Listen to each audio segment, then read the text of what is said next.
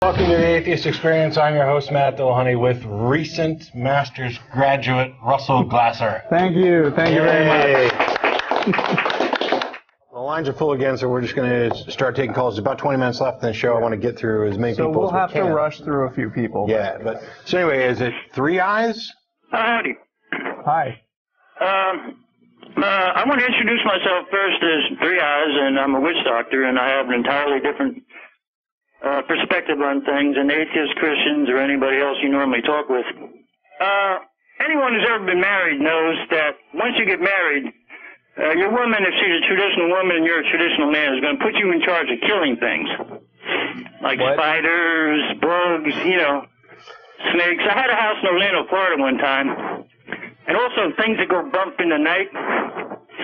So I was sleeping next to an open window so that I could be right next to the access to the back of my property.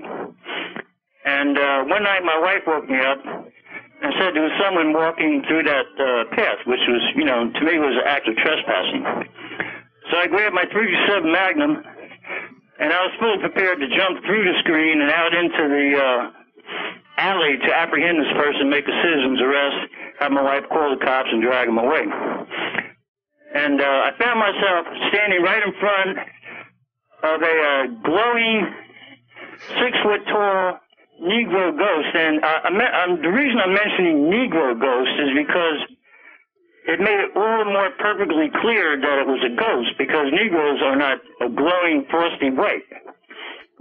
And at this point, I had a laugh, and I'm a fearless asshole. I'm an ex-Marine combat veteran, so the ghost didn't scare me. In fact, I wanted to chase it and study it.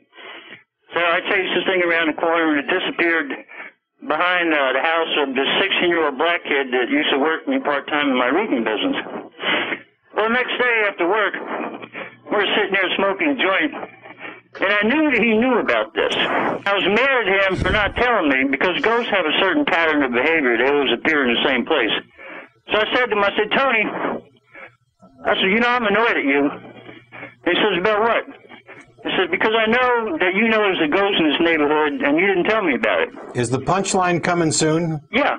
Okay. And so he said, well, yeah, we all know about it, but because it's a black neighborhood, I said, we all know about it, but we thought if we told you about it, you'd think we were crazy. I said, no, I don't think that.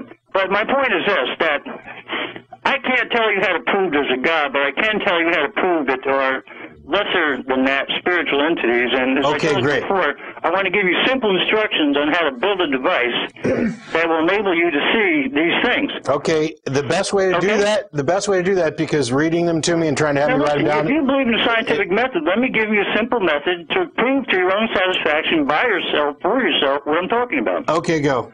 Okay. And this is it's incredibly simple. Okay. All right. All the materials you need are available at Home Depot or Ace Hardware. See, it'd still be better if you emailed this to me. Well, I'll just, Go ahead. I'm trying to get tell us. To the general public.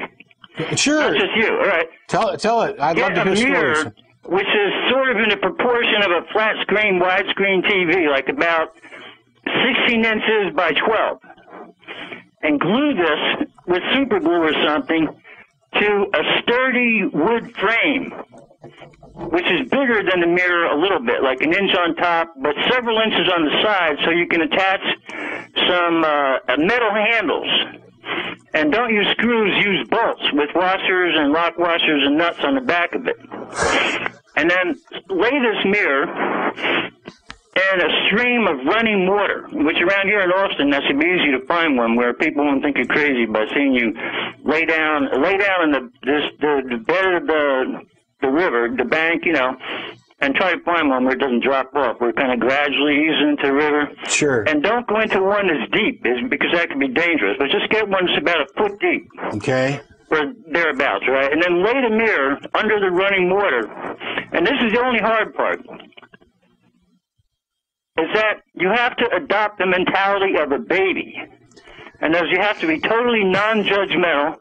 In other words, if you were carrying, let's say, if you watch a baby take a poop, right, they can turn around when they're done, and if you don't flush it before, or they don't flush it, they might just look at it, pick it up, and play with it. Like, they don't have any prejudged, they don't have any preconditioned attitudes about anything. I completely understand what you're saying. You can hold an infant, an infant can watch a person get run over by a Let's truck. not talk about infants. Get to how I demonstrate that there's All I'm these trying spirits. to say is that it won't work if you don't have the right frame of mind. I understand. Get to the finish. And sooner or later, you will see an entity pop up in that mirror. And now, one of three things can happen. You can look at this entity and satisfy yourself that you're looking at a spiritual entity. And my advice at that point is to just let it go. Let go of the mirror and get away from the stream. The second thing that can happen is that it can pull you into its world. And I suggest you have a good friend with you who is strong and have a rope tied around your waist to prevent you from disappearing from this world, because that person will see you go into the stream, and although you can't disappear in a 1-foot thick stream, that is exactly what will happen. You will be gone from this world. Now, you can also pull the thing out of its world into this world, and that would be a really freaky thing. My suggestion is to just, because I would have to get into a long discourse about how to deal with that thing once you've got here, but the point is, Yeah, long discourses, you're not getting any more of those. And then let go before something weird happens. And that's it. Okay, cool. Okay. Thanks, Three Eyes. Thanks for the advice. And I'll be happy to give it a try. I don't know that I can get to the mental state where I'm willing to play with my own poo. But it's been a while since I've been down to the river, so I'm pretty sure I can. I'm a little confused as to why bolts with washers and lock nuts work, but screws don't. But I think there's a couple screws loose. So, if you take a mirror, just to recap, you take a mirror, attach it to some wood, put it in a river, wait to see some flash of something reflected, and then get yourself in a state where you can convince yourself that that's a ghost. Yeah. And that's how you can prove that. And as soon as you see that there's a ghost, you better run away, because otherwise you might get pulled into their world. Right. So if you stop to investigate and make sure it's a ghost, then you're in trouble. Yeah. See, the thing is even if what you say works exactly the way you say it does, it wouldn't be confirming evidence that there's some kind of otherworldly, supernatural, spiritual presence. That's something that we'd have to actually test for. Because one thing we have to determine is whether or not this is really happening, or whether I'm just frickin' crazy. Not that we're saying anything about the last caller. Yeah.